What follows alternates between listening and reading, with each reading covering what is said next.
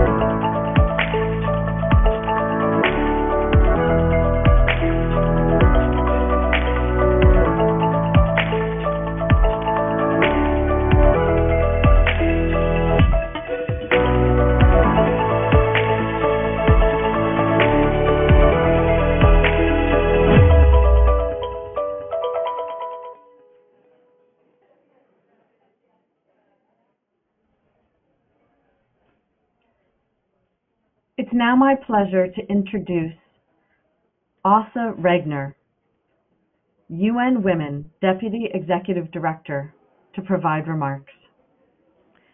Thank you so much, Victoria, and thank you for taking on the important role of leading us through this discussion today.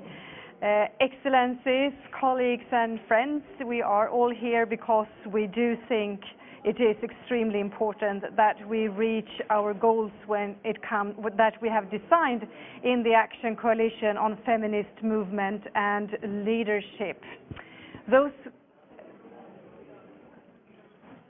Sorry, can you not hear me? Can you hear me?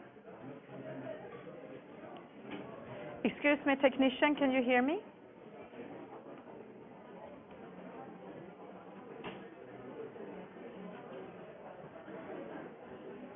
Victoria, can you hear me? Åsa, I can hear you. Okay, thank you very much. Sorry about that. Well, those of us who are here, who have been part of designing the Action Coalition on Feminist Movements and Leadership, we know that we do that for many reasons. We know that without feminist movements and leadership, no country would have been where it is when it comes to gender, a certain level of gender equality, because women activists and the women's movements are those who put proposals on the table, who are skilled at timing when it comes to political decision makers, who are good at organizing, and who work to protect and defend and advocate for other women's rights and needs.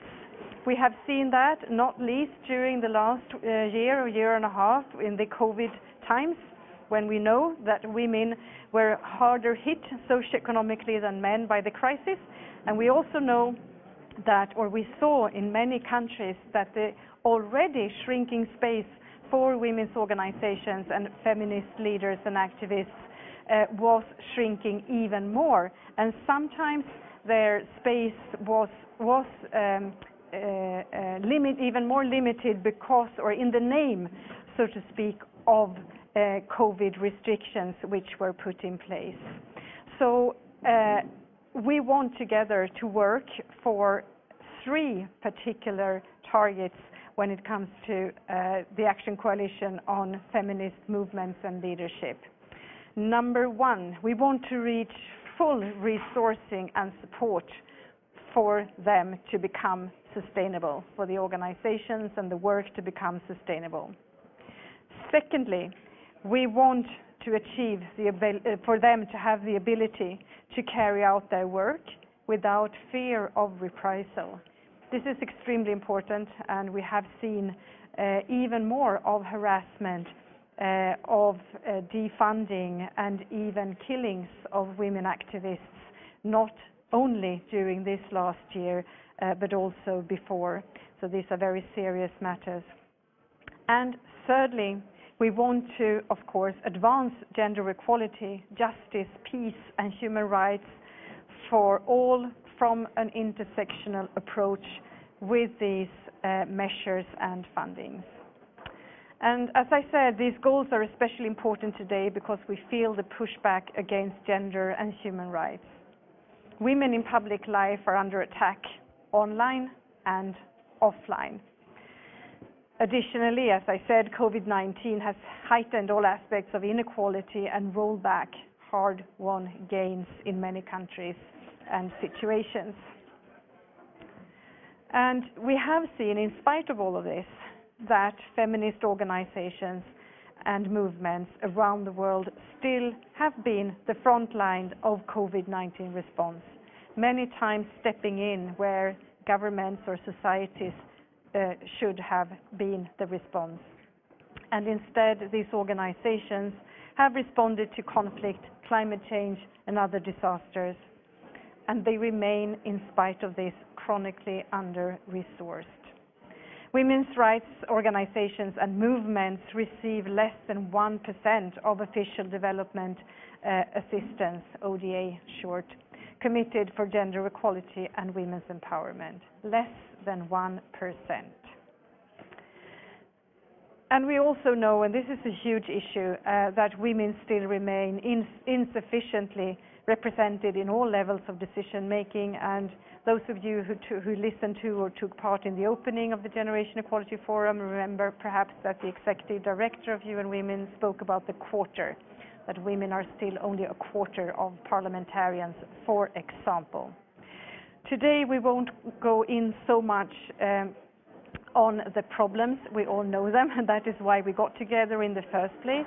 But we want to hear today what we can count on going forward when it comes to game-changing, transformative, and strong commitments to reach those targets and to have this change. And I know they will include financial, policy-focused advocacy, and programmatic commitments. And they will play, we know, a catalytic role in meeting these goals. And everything that we do, of course, in the context of generation equality and the action coalitions, not least this from now and going forward, will be led and done with and by civil society and women's organizations. So thank you so much, Victoria, for having me here today, and I really look forward to listening to all the contributions.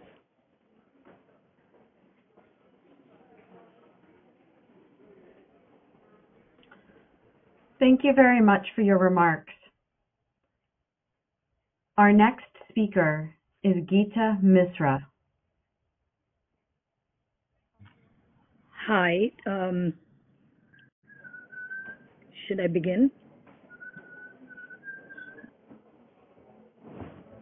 Okay.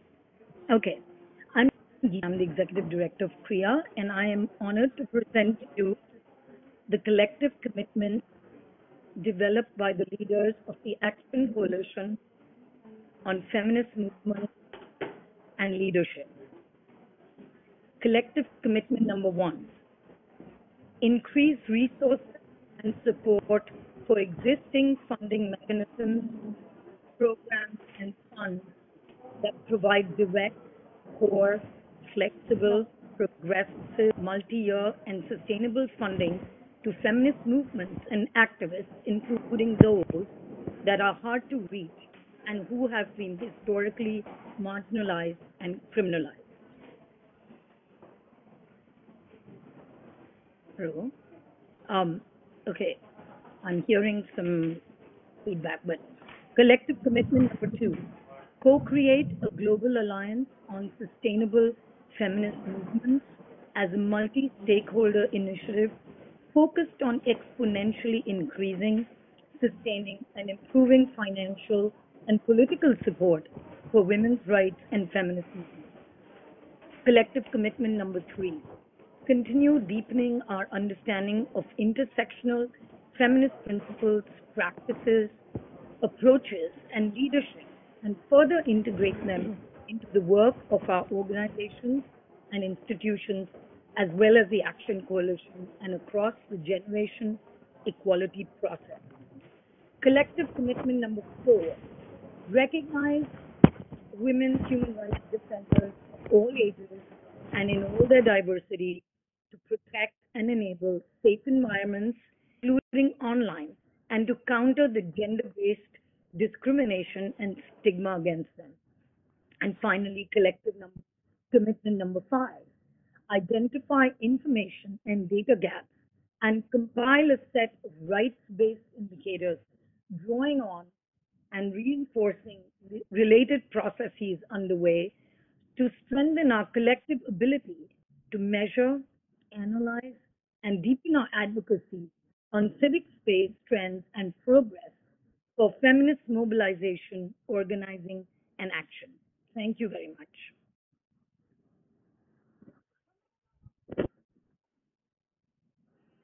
Very much for your thoughtful remarks. We'll now begin our first segment.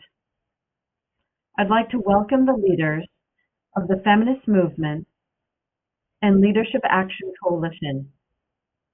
These leaders will present their commitments and speak to us about their plans for the next 5 years. First, I will invite the Honorable Karina Gould, Minister of International Development for the Government of Canada, to share Canada's commitment to the Feminist Movement and Leadership Action Coalition. Great, thank you so much, and I'm absolutely thrilled to be joining you today from Canada. This coalition is a chance for us to follow a bold path towards equality. The GEF is unique. It is multi-stakeholder and it is an inclusive process. But as Chantal Maricara said in the opening ceremony, we are privileged to be here and more voices are always needed. We commit to working with partners to continually improve access to this 5-year process because we want to not just hear, but listen to all voices. This is why we are committed to co-create a global alliance for sustainable feminist movements with 80 other inspiring leaders, and we hope you can join too. We all know the stats. Worldwide, less than 1% of gender-focused aid goes to women's rights organizations.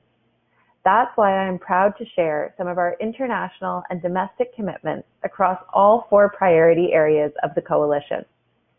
Firstly, we are dedicated to supporting diverse feminist movements and organizations through initiatives like the Equality Fund and Women's Voice in Leadership, to support women peace builders, to stop gender-based violence, and to support LGBTQ2I organizations.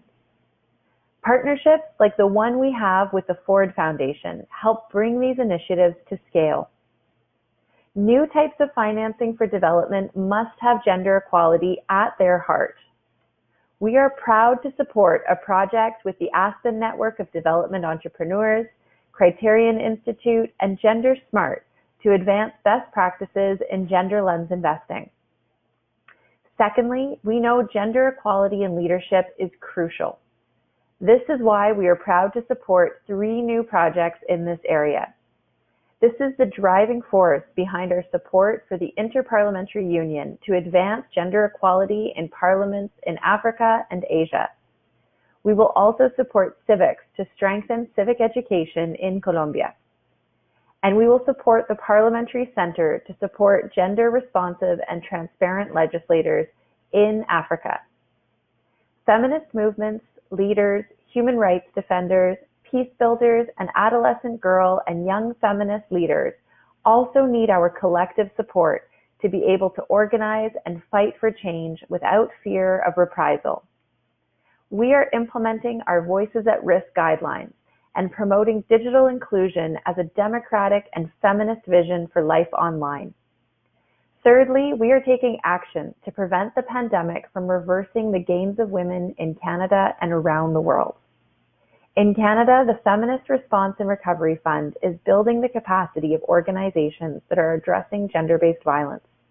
And we will continue to advance our own feminist policies and strengthen the application of Gender-Based Analysis Plus in federal decision-making. This includes walking the shared path of reconciliation and supporting the many Indigenous women, girls, Two-Spirit, and LGBTI persons on the front lines of the fight for Indigenous rights, both nationally and internationally. And finally, we are dedicated to addressing inequalities in unpaid and paid care work internationally. Canada's Prime Minister Justin Trudeau just announced $100 million in new support for low and middle income countries that will help increase a woman's ability to participate in the economy, in education, and in public life. And this builds on our $30 billion national commitment to create a Canada-wide early learning and childcare system. We want adolescent girls to look to the future with hope.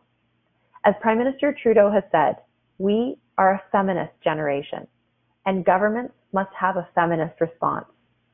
So this is just the start. Now the hard work begins, implementing our commitments and pushing forward for generation equality to do more together.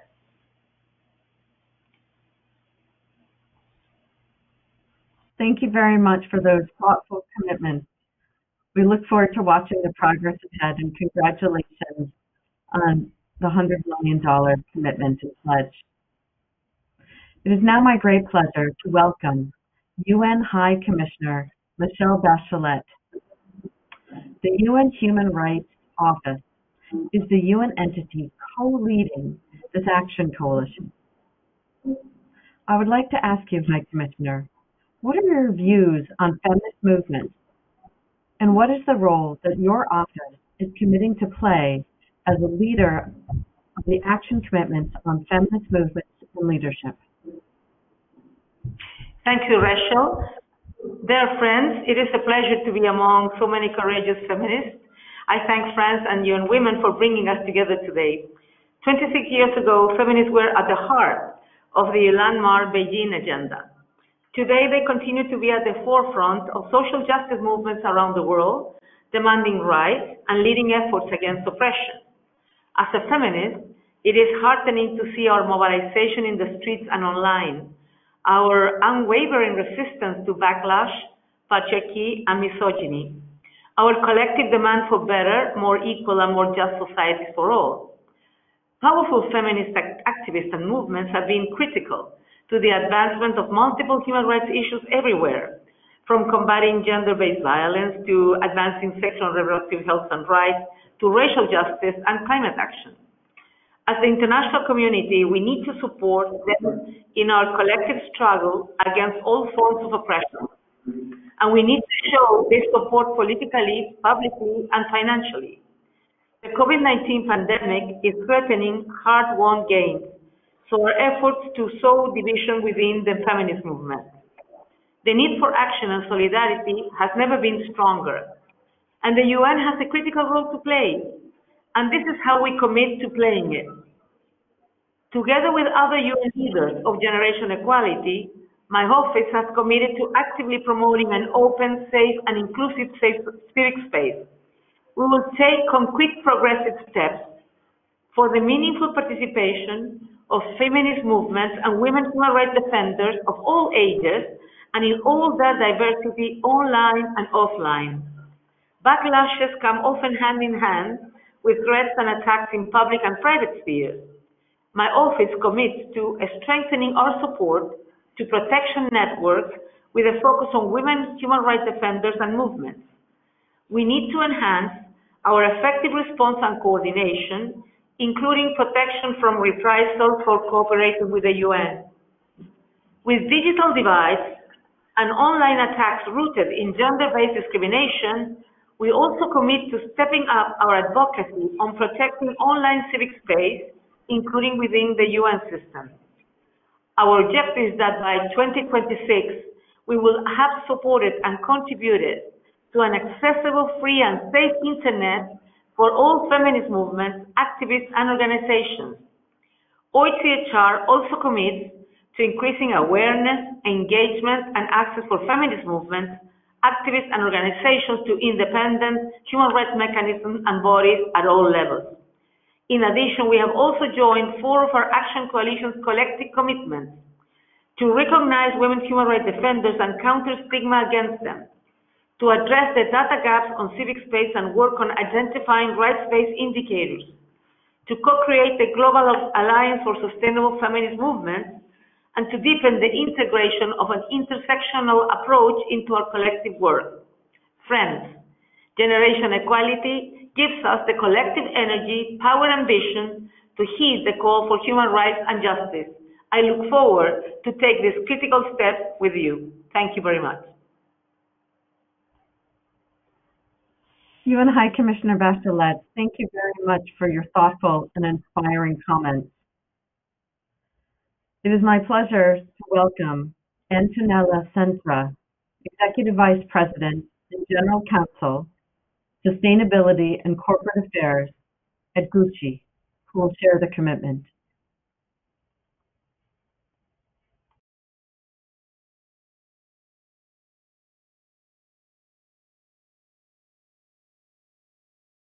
Equality.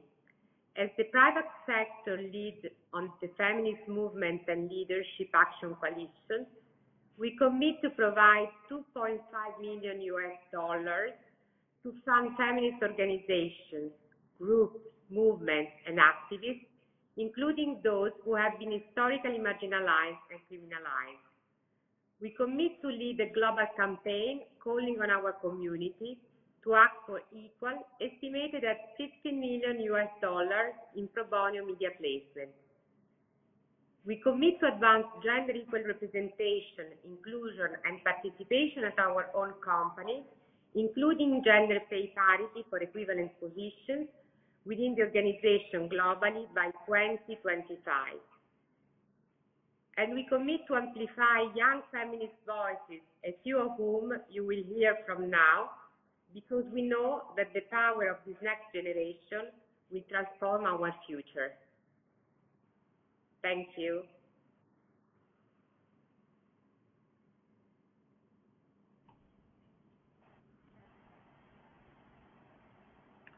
We are now going to hear from Mark Malek Brown, President of the Open Society Foundation.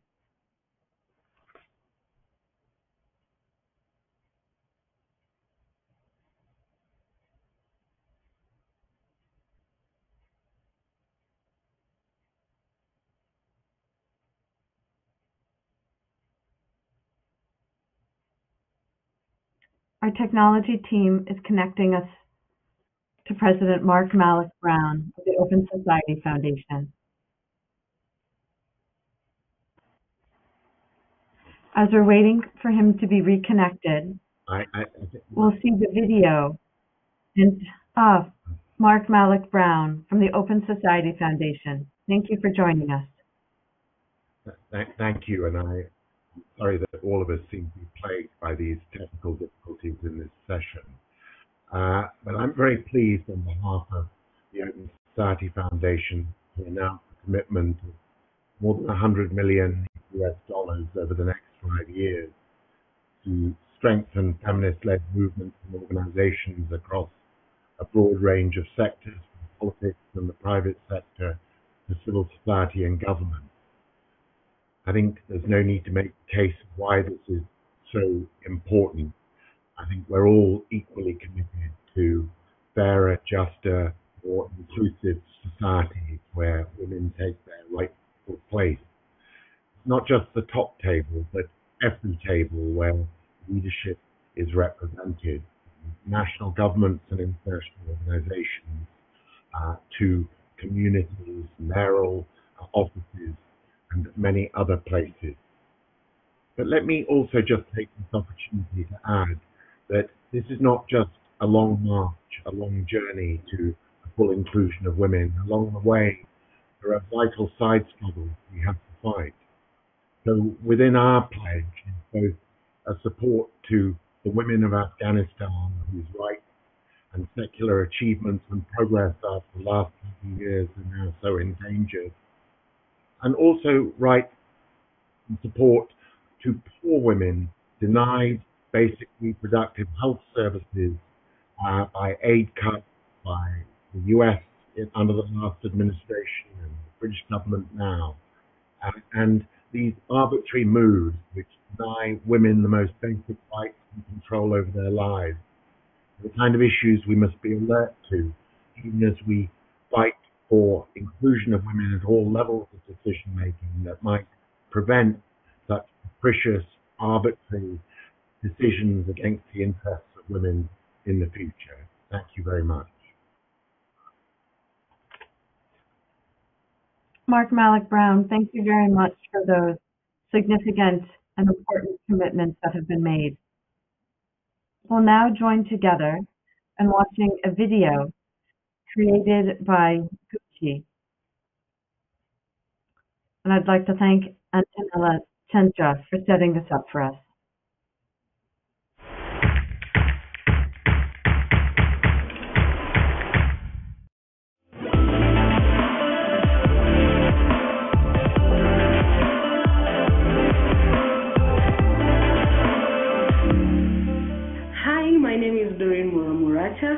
Member of the Generation Equality Youth Task Force from Nairobi, Kenya. My piece on the Zine magazine is to highlight the inequalities left over the years in addressing the HIV and AIDS response when it comes to gender equality.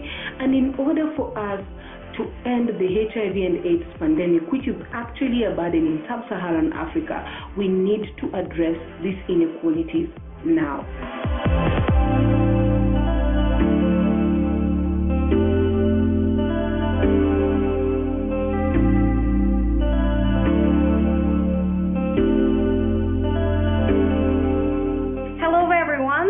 Merhaba, this is Ilayda from Turkey. I'm a proud member of the Generation Equality Youth Task Force, and I'm the founder of We Need to Talk, an NGO that fights against period poverty and period stigma.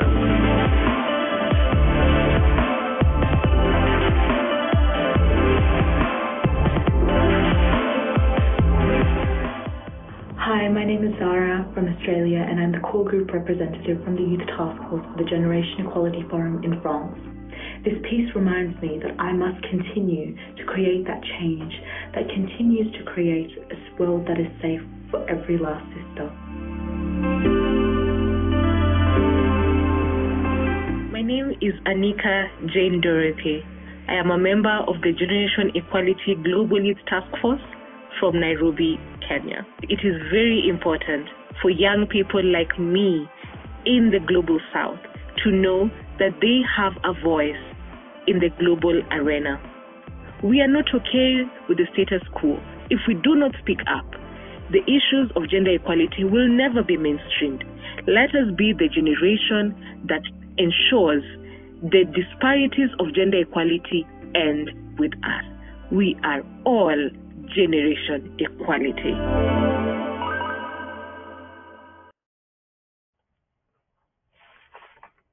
It was wonderful to hear young women with such inspiring activities and actions connected with generation equality.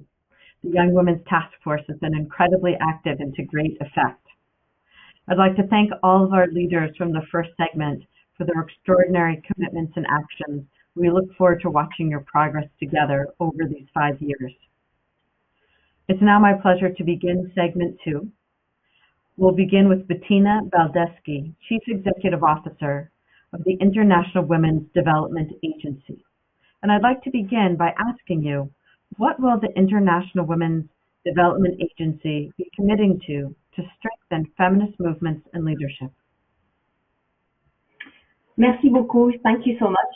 I'm honored to be joining you this afternoon from across the globe here in Melbourne, Australia. I'd like to firstly pay my respect to the Wurundjeri people of the Kulin Nations, traditional owners of the unceded from which I join you today. IWDA is an Australian-based organisation resourcing diverse women's rights organisations, primarily in Asia and the Pacific, and contributing to global feminist movements to advance our vision of gender equality for all. IWDA's approach represents a third way between the models of women's funds and international development NGOs. We resource the work of diverse women's rights organisations and enable them to be more effective by providing support that goes beyond money, and we make our own contribution to feminist movements through advocacy, knowledge creation, and translation.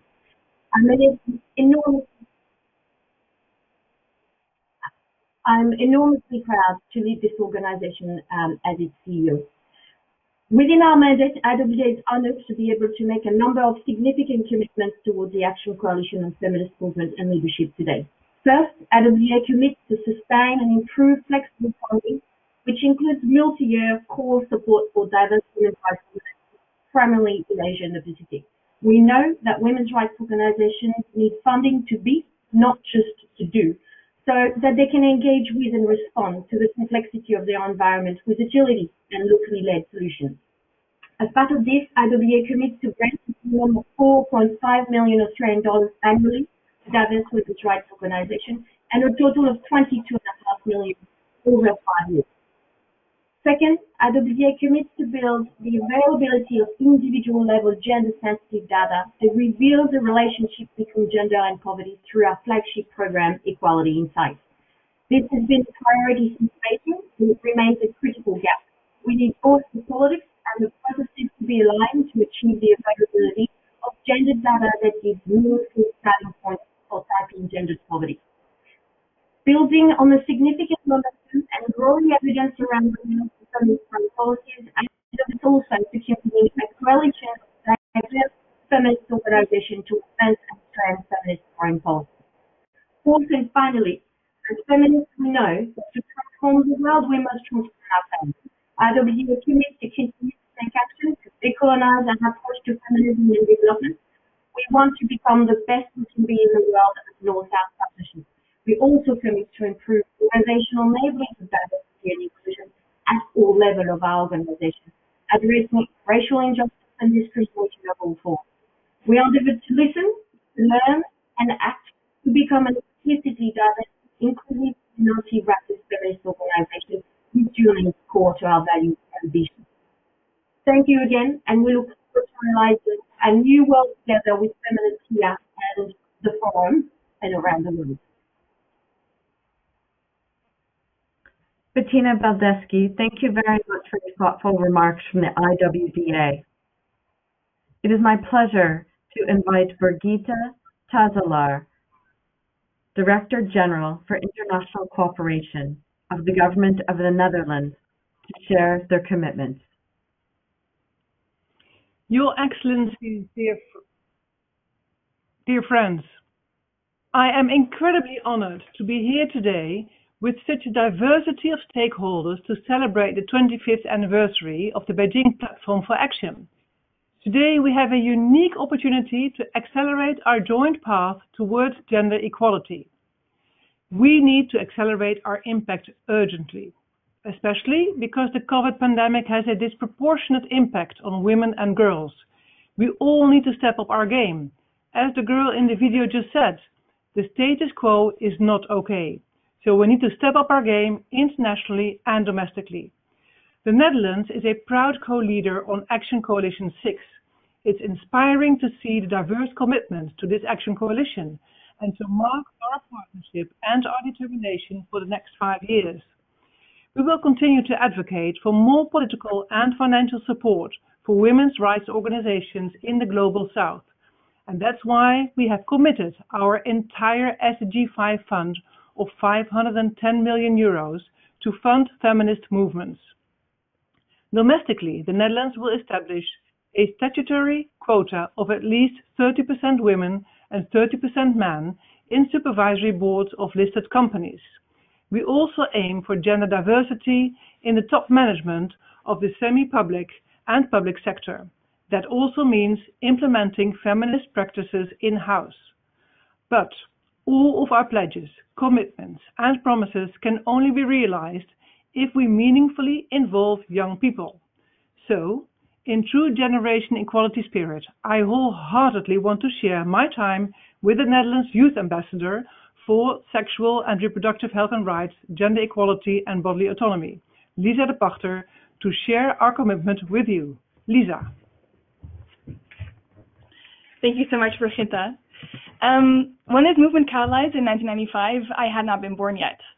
And still today, we face the same hurdles that we pledged to solve 26 years ago.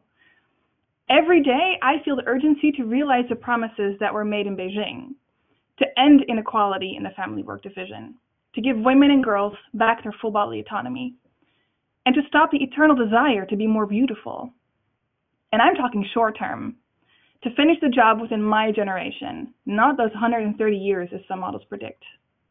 But that power shift is only possible if the doors are actually open. If there's anything that will accelerate the journey towards full gender equality, it is intergenerational partnerships with feminist movements and young leaders.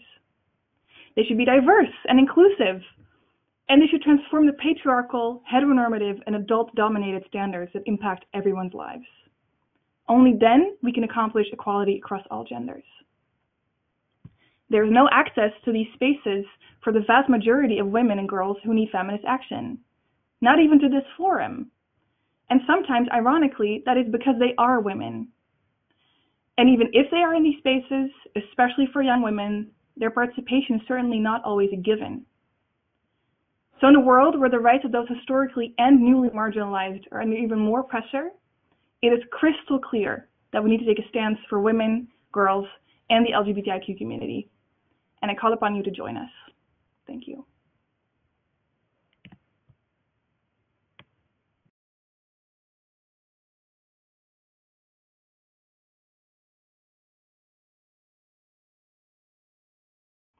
Thank you very much for those thoughtful words and inspiring commitments. It's my pleasure to welcome Geeta Misra, Executive Director of CREA, who will share their commitments.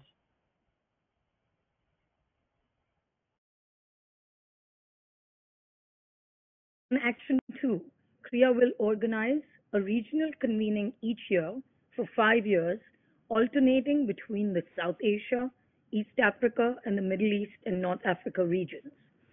These convenings will be co-created and co-convened with feminist partners living and working in those contexts, and will bring together grassroots feminist-led media groups, feminist journalists, artists, cartoonists, media activists, and human rights defenders working to advance freedom of expression.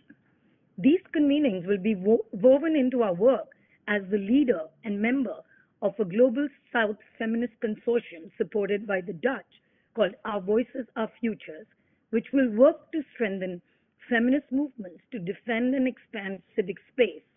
We will lay a big emphasis on including structurally excluded groups that include LGBTQI people, sex workers, trans people, indigenous people, and others who are structurally excluded from their voices being included in policy, physical, and online spaces.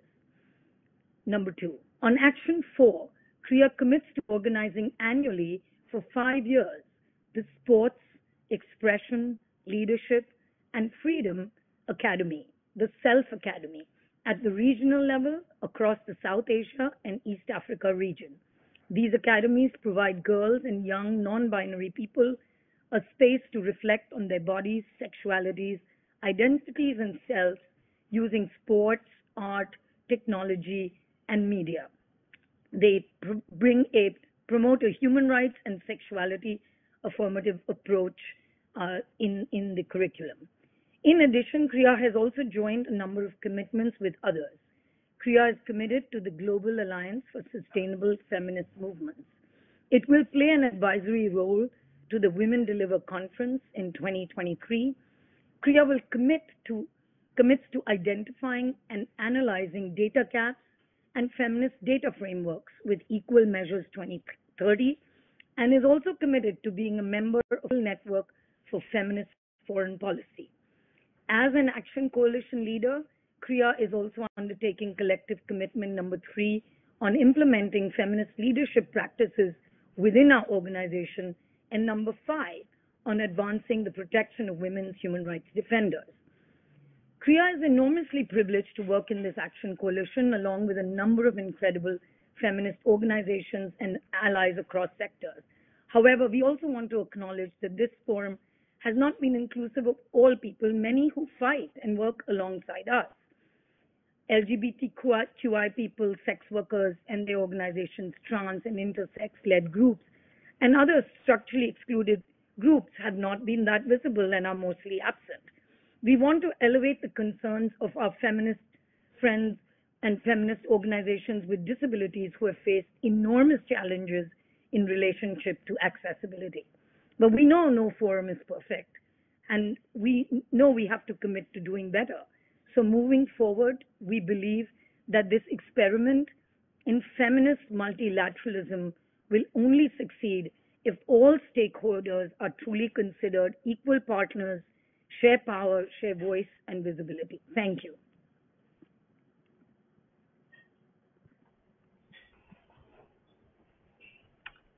Thank you very much for those thoughtful remarks and for building the inclusion of our movements and actions.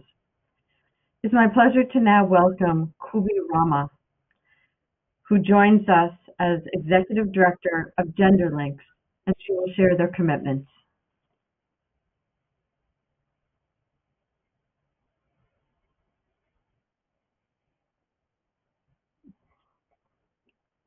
Kubi's having some difficulty being reconnected with our session.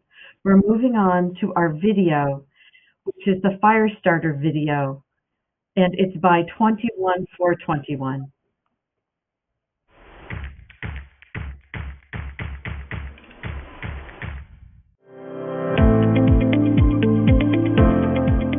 In Japan, where I'm from, we are currently ranked 121st on the Global Gender Gap Index. Sameness is celebrated and diversity is assimilated. Moreover, binary ways of thinking about gender limit women, girls, trans, and gender nonconforming people from living their everyday lives without facing prejudice or discrimination. We're taught to conform, we're taught to be silent, and we're taught to change ourselves to fit into this society. I want a future where I don't need to change myself to fit into this society. It's society that needs to change, and people are already fighting every day to change this. This society needs to recognize our power and listen to our voices. Then and only then will we have a future that celebrates difference rather than homogenizes it. 10 out of 10 women in Egypt are victims of sexual assault and sexual harassment. That means 99.3% of all women in Egypt leave their homes knowing very well that the odds are stacked against them.